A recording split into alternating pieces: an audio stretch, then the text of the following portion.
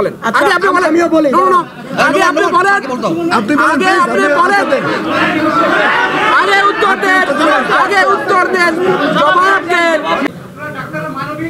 মানবিক দিক বিবেচনা করে আপনারা রোগীদেরকে জিম্মি করে এই ধরনের আন্দোলন কতটুকু যৌক্তিক হতে পারে সেটা আমি বলি। চিকিৎসাজনিত হামলা আমরাও নিন্দা জানাই, আমরাও কোনো কষ্ট পেয়েছি, কিন্তু অসহায় রোগীরা যেন শিশুরা যেমন এনএসিতে চিকিৎসা আছে, এসডিইউতে আছে, তারা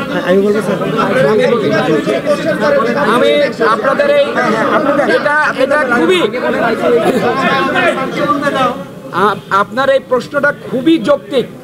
একজন ডাক্তার হিসাবে সার্বক্ষণিক ইমার্জেন্সি সেবা শুধু হসপিটালে না, সার্বক্ষণিক দেওয়ার জন্য আমরা কমিটেড। ঢাকা মেডিকেলের নিউরোসার্জারি ক্যাজুয়ালিটি ইমার্জেন্সিতে 24 ঘন্টা রোগীদের সার্ভিস দেওয়া হয়, সার্জারি করা হয়। শুধু আজকের না, সারা ইতিহাসের সবসময় এটা হয়েছে।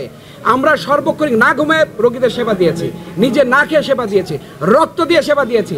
এই রিসেন্টলি যে মব হয়েছে সেখানে কিন্তু আমরা 72 ঘন্টা একটানা শুধু সেবা নয়, টাকা দিয়ে, অর্থ দিয়ে, খাবার দিয়ে, নিজের রক্ত দিয়ে সেবা দিয়েছি। সেই ডাক্তার আমরা এখানে যারা আমরা সবাই আছি, আমরা সেই ডাক্তার। এখনো আমরা সেবা দিতে চাই, কিন্তু আমার কথা শুনেন আপনারা। গতকাল রাতের একটা ইনসিডেন্স, এটা আসলে ইতিহাস ব্রেক করেছে। বাংলাদেশ নয়, সারা বিশ্বের কোনো ইতিহাসে যদি আপনি দেখাইতে পারেন যে কোনো ইমার্জেন্সি ইনজুর্ড একটা পেশেন্ট, সে হসপিটালে ভর্তি, বাইরের থেকে বহিরাগত সন্ত্রাসীরা চাপাতির রামদা নিয়ে ওই রোগীকে মৃত্যু এনশিওর করার জন্য, মার্ডার করার জন্য, ভর্তিরত অবস্থায় তাকে মার্ডার করেছে। এই রকম একটা পরিস্থিতি আপনি যদি কোনো ইতিহাসে দেখাইতে পারেন, বাংলাদেশে দেখাইতে পারেন, সারা বিশ্ব ইতিহাসে দেখাইতে পারেন, আমাকে বলেন। আগে আপনি বলেন, আমিও বলি, আগে আপনি বলেন, আগে আপনি বলেন, আগে উত্তর দেন, আগে উত্তর দেন, জবাব দেন।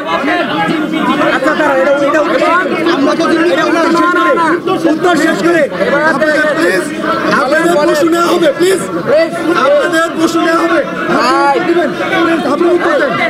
এবার শুনেন, আপনি উত্তর, আপনি একটা প্রশ্নের উত্তর শেষ করতে দেন, আপনি উত্তর দেন।